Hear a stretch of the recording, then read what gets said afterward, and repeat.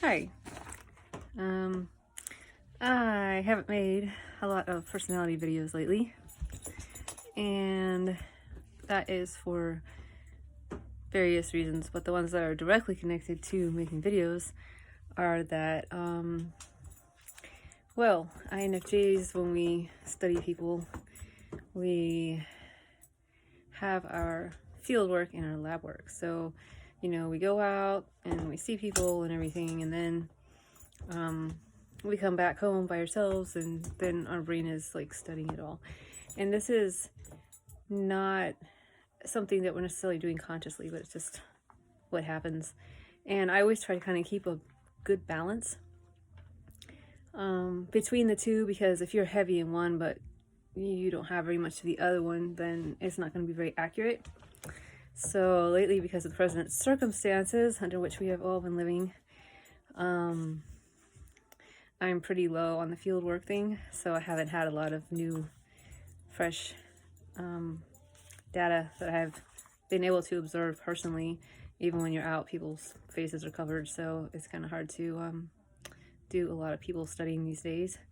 So also, because I'm a 7, it kind of takes interaction from other people for me to get sufficiently stimulated to do stuff. So if you guys comment or have questions or have ideas for videos you'd like me to do, then mention that, and that will probably stimulate a more vigorous outpouring of videos about this, if that is a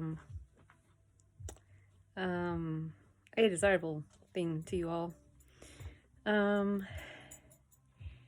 Somebody the other day said something, and they were like saying something about, I was trying to explain to them how INFJs think, and just because they said something, then that got me on another course of thinking, and I realized that I had been saying that TE is responsible for INFJs and ISFJs being very original thinkers, because we start out with a premise that's original. But when I thought about it, I realized that the TE is actually present throughout the entire process. So we're not examining things at any point in thinking about them from a standard perspective or standard way of thinking, or we aren't necessarily. And also, it's kind of like we can take something that's the same pattern but has a different label, but we'll recognize it's the same pattern and import that from something else and apply it and everything. I don't know. It kind of gives us a pretty big flexibility in that. And the reason that I make these videos, basically there's two reasons. One is that I like, getting to interact with people in this way. And two, it's like what I said before, because it stimulates me so that I'll learn more, and I kind of offload what it is that I've already figured out and already seen or whatever onto the videos, and then that frees up more space in my brain so that I can learn more about it. So, well, I wanted to do about esfps today, and I actually wrote down stuff today because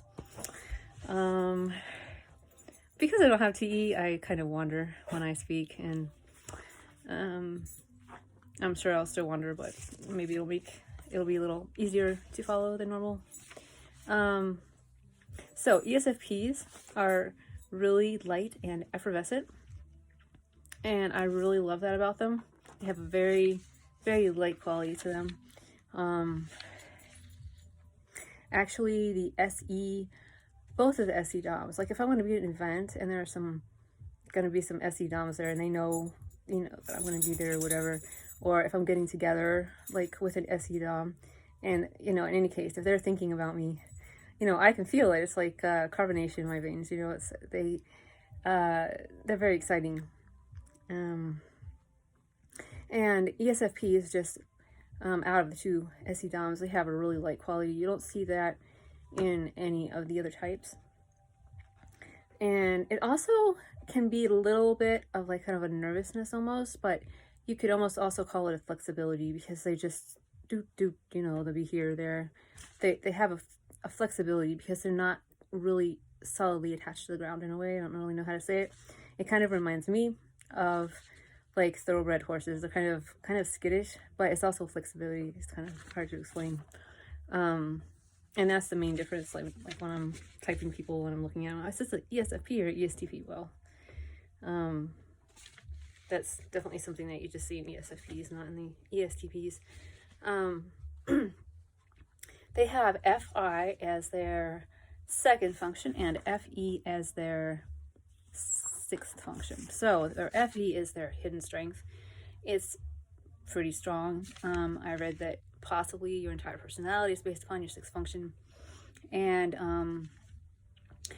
I have pretty long held that if you want to know where society is at, look at the ESFPs and the ENFPs, because they are very aware of it at some level, more aware than anyone, because they have that FE in the sixth spot. And whatever they do, they could do something in a shocking manner, but what it is that they're doing is they pretty much always stay inside of the certain line of what is socially acceptable, more or less. They are, you know, extremely adventurous, physically speaking. But then, like, on the people things, you know, like, for example, they will fight, and they'll like having fights sometimes. I think it's because of their SE, which is, you know, kind of into conflict. So they'll do that sometimes. One ESFP told me sometimes just difficult just because, you know. So, but they're not subversive underneath, you know, like an INFJ. We kind of have a little more freedom to go outside of that line than the ESFP does. And I have fun, personally, kind of playing with the ESFPs in that. I was with a little ESFP girl, and we're going up a teleférico, cable car, and I was like waving at strangers, you know, going the other direction. And she's like, oh. And I remember I was at Salsa, and there's the ESFP woman, and she was coming towards me and said, like, there's some people taking a photo. So she stopped, you know, and I was like, you know, like, this is what you should do, you know, photo vomit. And she's just like, ha, you know, and they just like laugh nervously. And I was at a foreign restaurant with an ESFP friend, same one that when she was a little girl, but she's adult now. But anyway, the owner came over, and this is I had a friend that was from this country that this food is, and so I've had a lot of it. And so the owner came over, and he's like, well, how do you like it? And I was like, well, it's good, but it's not as good as my friend's. I have a friend from there, and it's not as good as hers, but she moved, so, you know, I had to bring this friend here. So, anyway, he was thrilled, you know, because he knew that I knew about their food and I could appreciate it, right? But my ESFP friend was like, you know, afterwards, I told her, you know, he's thrilled, he's really happy, he loves me, you know. But she was like, I was just thinking, nobody forced you to come here, you know, if you don't like the food here. Then so, yeah, ESFPs are funny like that. They're pretty sensitive with that FE, and they're not too terribly adventurous about that sort of thing. Like, they will fight, but there's always, like, back to normal afterwards. It's not, like, a general subversive vibe like the INFJs have. And they are the opposite of the INFJs. In the FI-FE thing. So they have the FI for their second and their FE for their sixth, whereas we have the FE for our second and the FI for our sixth. So the difference that makes is that the ESFP is going to be preferring and favoring the FI, and that's going to be more, you know, stronger in their consciousness. They're going to be able to see it more clearly. And their attitude is basically, well, if you like something a certain way, then do it that way if it's not going to hurt anybody. But if it's something big, then